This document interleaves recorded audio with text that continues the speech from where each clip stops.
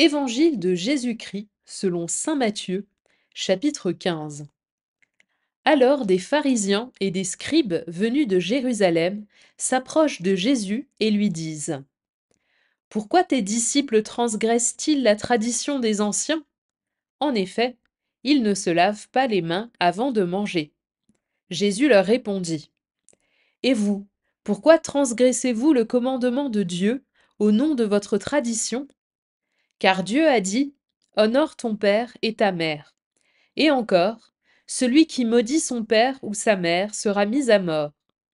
Et vous, vous dites: Supposons que quelqu'un déclare à son père ou à sa mère: Les ressources qui m'auraient permis de t'aider sont un don réservé à Dieu. Dans ce cas, il n'aura plus à honorer son père ou sa mère. Ainsi, vous avez annulé la parole de Dieu au nom de votre tradition.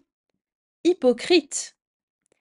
Isaïe a bien prophétisé à votre sujet quand il a dit: Ce peuple m'honore des lèvres, mais son cœur est loin de moi. C'est en vain qu'ils me rendent un culte. Les doctrines qu'ils enseignent ne sont que des préceptes humains. Jésus appela la foule et lui dit: Écoutez et comprenez bien. Ce n'est pas ce qui entre dans la bouche qui rend l'homme impur, mais ce qui sort de la bouche. Voilà ce qui rend l'homme impur. Alors les disciples s'approchèrent et lui dirent: Sais-tu que les pharisiens ont été scandalisés en entendant cette parole? Il répondit: Toute plante que mon Père du ciel n'a pas plantée sera arrachée. Laissez-les. Ce sont des aveugles qui guident des aveugles.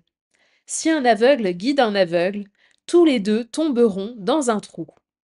Prenant la parole, Pierre lui dit: Explique-nous cette parabole. Jésus répliqua: Êtes-vous encore sans intelligence, vous aussi? Ne comprenez-vous pas que tout ce qui entre dans la bouche passe dans le ventre pour être éliminé? Mais ce qui sort de la bouche provient du cœur, et c'est cela qui rend l'homme impur.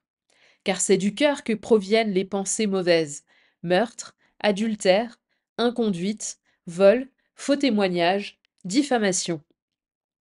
C'est cela qui rend l'homme impur, mais manger sans se laver les mains ne rend pas l'homme impur. Partant de là, Jésus se retira dans la région de Tyr et de Sidon. Voici qu'une Cananéenne, venue de ces territoires, disait en criant: Prends pitié de moi, Seigneur, fils de David. Ma fille est tourmentée par un démon. Mais il ne lui répondit pas un mot. Les disciples s'approchèrent pour lui demander: Renvoie-la, car elle nous poursuit de ses cris.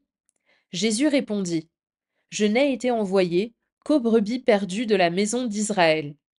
Mais elle vint se prosterner devant lui en disant: Seigneur, viens à mon secours. Il répondit: Il n'est pas bien de prendre le pain des enfants et de le jeter aux petits chiens. Elle reprit: Oui, Seigneur.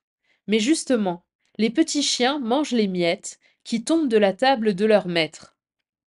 Jésus répondit: Femme, grande est ta foi, que tout se passe pour toi comme tu le veux. Et, à l'heure même, sa fille fut guérie. Jésus partit de là et arriva près de la mer de Galilée. Il gravit la montagne, et là, il s'assit. De grandes foules s'approchèrent de lui, avec des boiteux, des aveugles, des estropiés, des muets, et beaucoup d'autres encore. On les déposa à ses pieds, et il les guérit.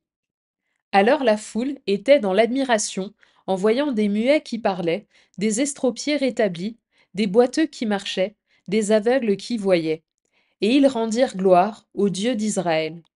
Jésus appela ses disciples et leur dit: Je suis saisi de compassion pour cette foule, car depuis 3 jours déjà, ils restent auprès de moi et n'ont rien à manger.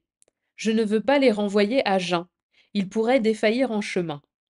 Les disciples lui disent: Où trouverons-nous dans un désert assez de pain pour rassasier une telle foule? Jésus leur demanda: Combien de pains avez-vous? Ils dirent: 7, et quelques petits poissons. Alors il ordonna à la foule de s'asseoir par terre. Il prit les 7 pains et les poissons. Rendant grâce, il les rompit, et il les donnait aux disciples et les disciples aux foules.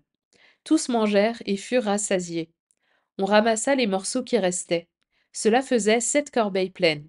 Or, ceux qui avaient mangé étaient 4000, sans compter les femmes et les enfants.